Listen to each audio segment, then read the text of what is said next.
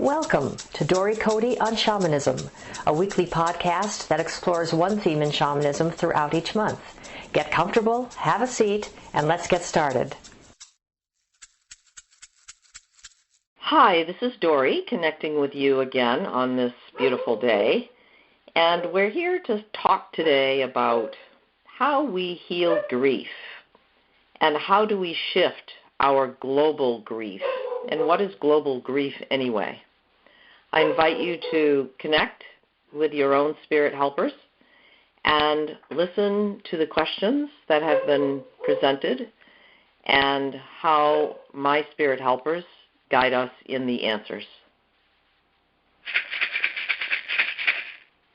Dory, what do you mean by global grief?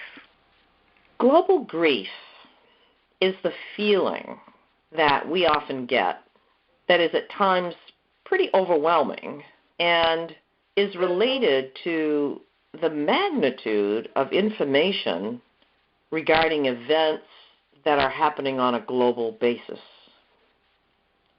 We live in a time when we have access to ongoing media presentations on what is happening in remote parts of the country, remote parts of the world, areas that we can't even imagine in our lifetime visiting in physical reality, but yet where torture and hatred and heinous crimes are happening, as well as events that are of a natural occurrence, such as typhoons and earthquakes and tsunamis, where loss of massive number of lives is happening.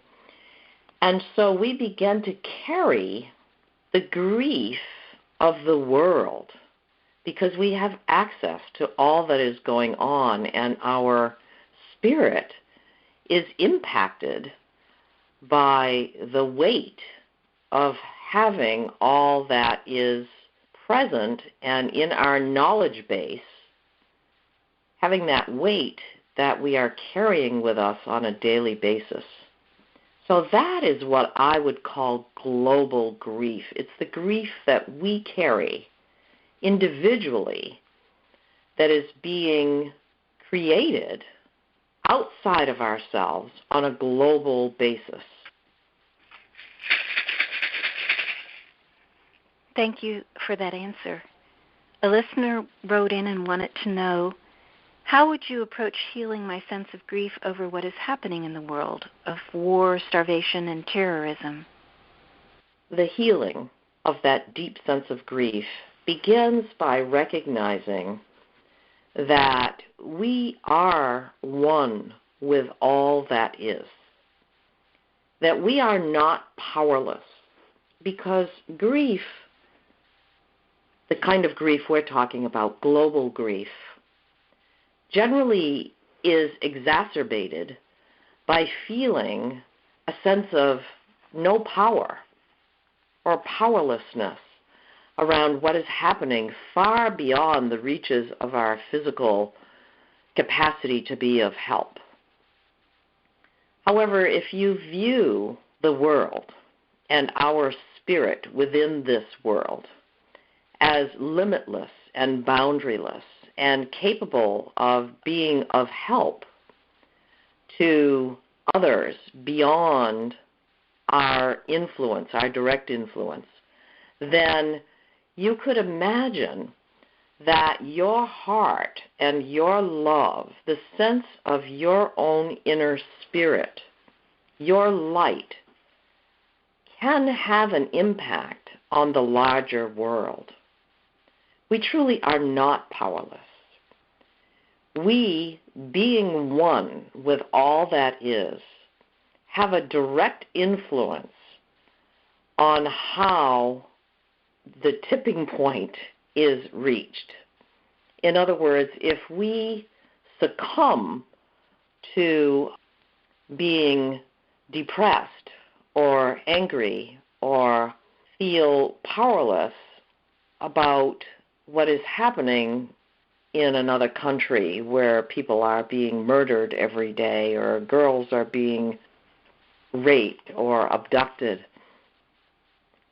we then are feeding that global fear, that global anger, the global negativity that has the capacity of producing more of what we exactly do not want to have happen.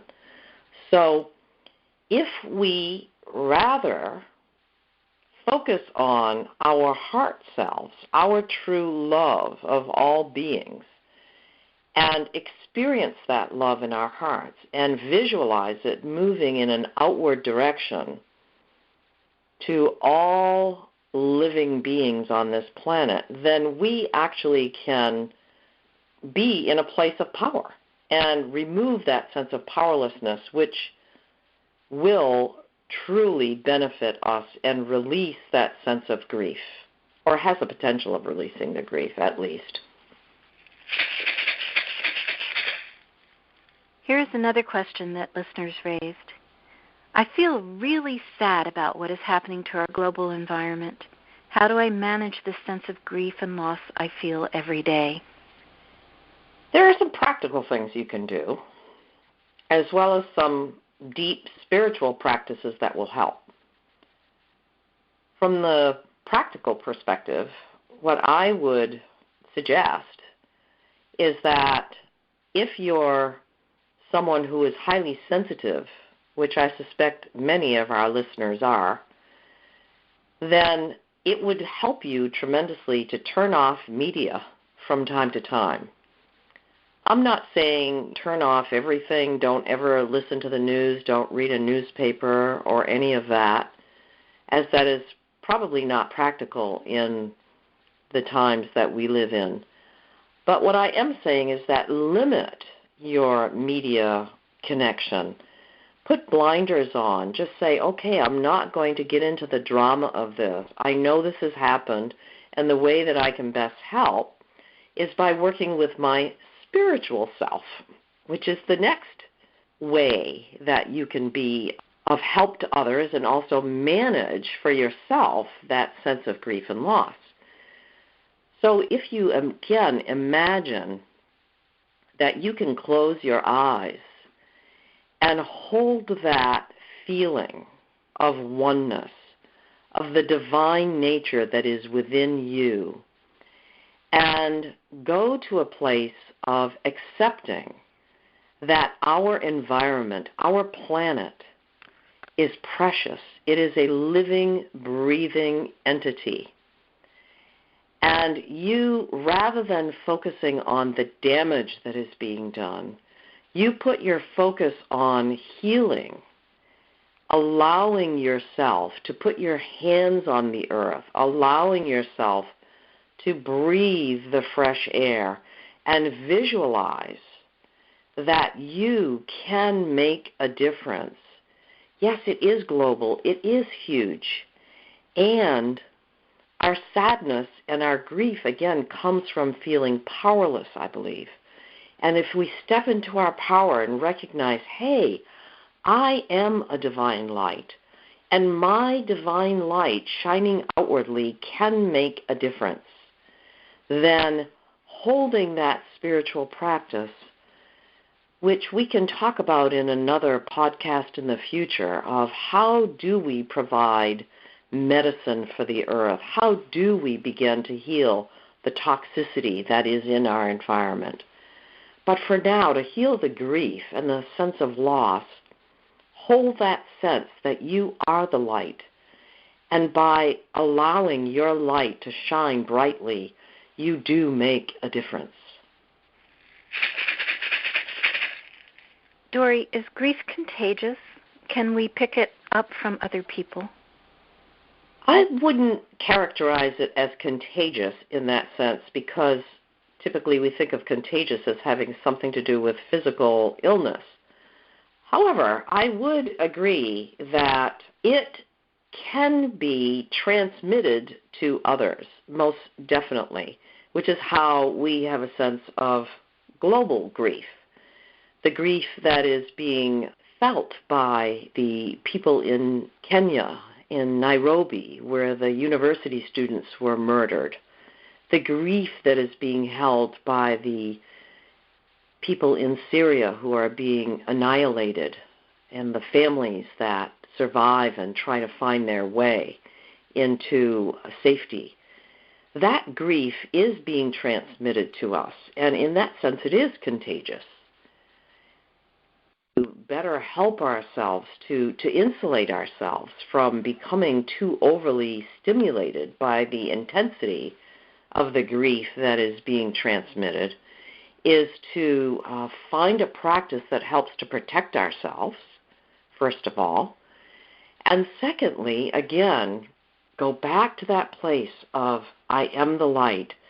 I am the light. I can make a difference. I can shine my divine light. I can feel the love that I have for these humans who are suffering, and I can send that love outwardly to them, and that will make a difference.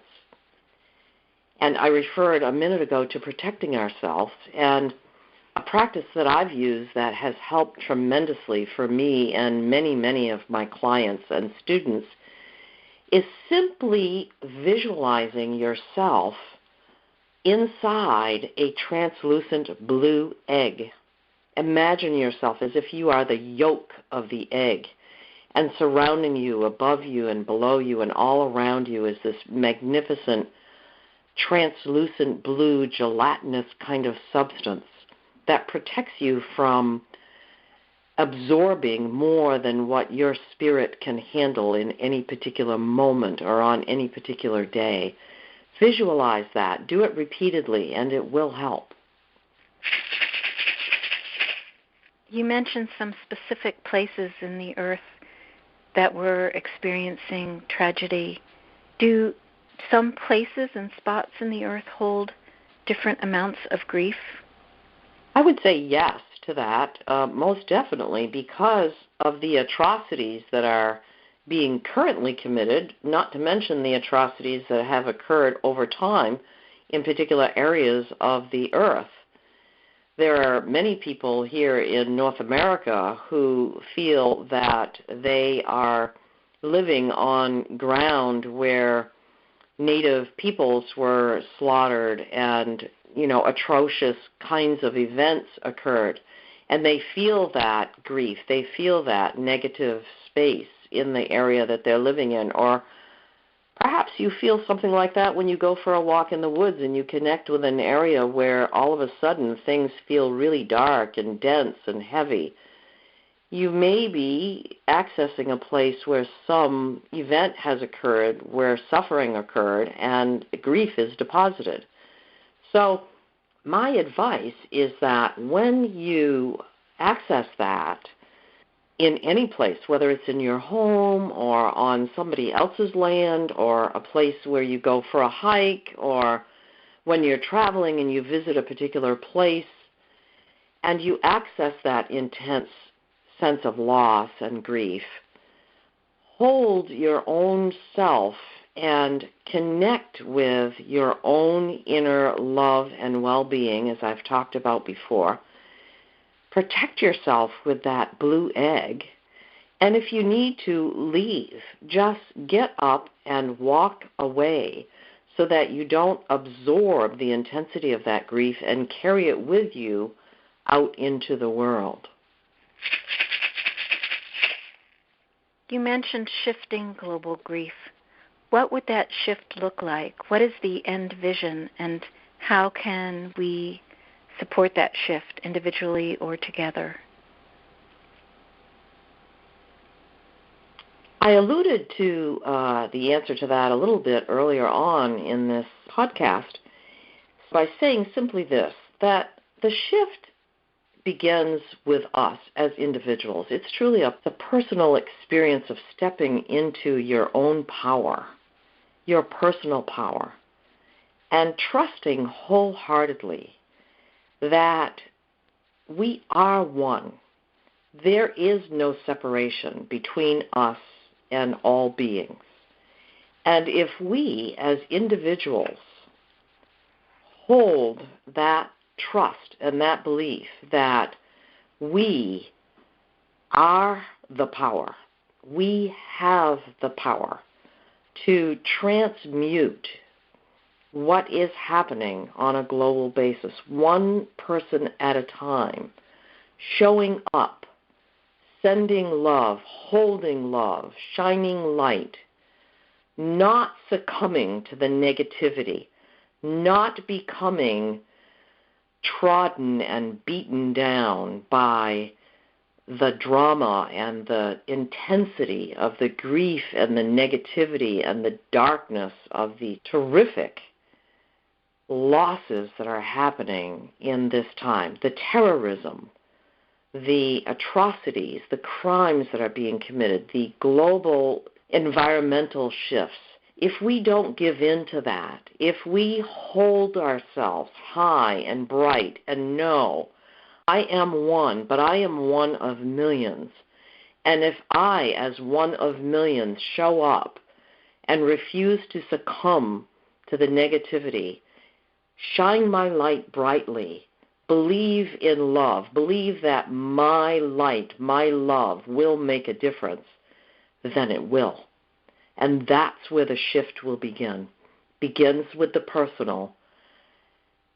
And if 1 million people, 10 million people, 50 million people are holding that truth and that light, we will reach the tipping point and the shift will occur.